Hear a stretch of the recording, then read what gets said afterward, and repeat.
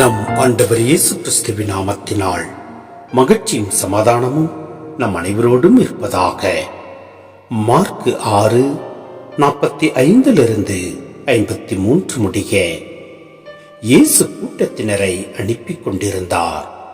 அப்பொழுது தம் சீடரையும் உடனே படகேறி தமக்கு முன் அக்கறையில் உள்ள பெத்சாய்தாவுக்கு செல்லுமாறு அவர் கட்டாயப்படுத்தினார். அவர் அவர்களிடமிருந்து விடை பெற்றுக் கொண்டு இறைவனிடம் வேண்டுவதற்காக ஒரு மலைக்கு சென்றார். பொழுது சாய்ந்த பிறகும் படகு நடுக்கடலில் இருந்தது.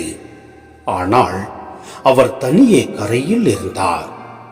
அப்போது எதிர்காற்று அடித்தது. சீடர்கள் தண்டுவலிக்க பெரிதும் வருந்துவதைக் கண்ட அவர் கடல் மீது நடந்து அவர்களை நோக்கி வந்தார். அவர்களை கடந்து செல்ல விரும்பினார். அப்போது ஏறக்குறைய 4ஆம் காவல் வேளை. அவர் கடல் மீது நடப்பதைக் கண்டு அது பேய் என்று எண்ணி அவர்கள் அலறினார்கள். ஏனெனில் எல்லாருமே அவரை கண்டு அஞ்சி கலங்கினர். உடனே இயேசு அவர்களிடம் பேசினார். துணிவோடு இருங்கள், நான் தான், அஞ்சாதீர்கள் என்றார். பிறகு அவர்களோடு படகில் ஏறினார். காற்று அடங்கியது. அவர்கள் மிக மிக மலைத்து போனார்கள். ஏனெனில் அப்பங்கள் பற்றிய நிகழ்ச்சியை அவர்கள் புரிந்து கொள்ளவில்லை. அவர்கள் உள்ளம் மழுங்கி போயிருந்தது. அவர்கள் மறுகரைக்கு சென்று கெனசரேத்து பகுதியை அடைந்து படகை கட்டி நிறுத்தினார்கள். சிந்தனை: நம்மை படைத்த கடவுள் நம் கஷ்டத்தில் இருக்கின்ற போது பார்த்து கொண்டிருப்பவர் அல்ல.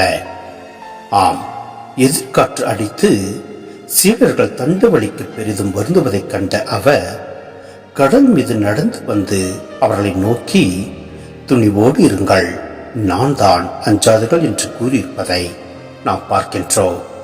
மேலும் அவர்களோடு படகில் ஏறினார். காற்று அடங்கியது. அவர்கள் மிக மிக மலைத்து போனார்கள் என்று இருப்பதையும் நாம் பார்க்கின்றோம்.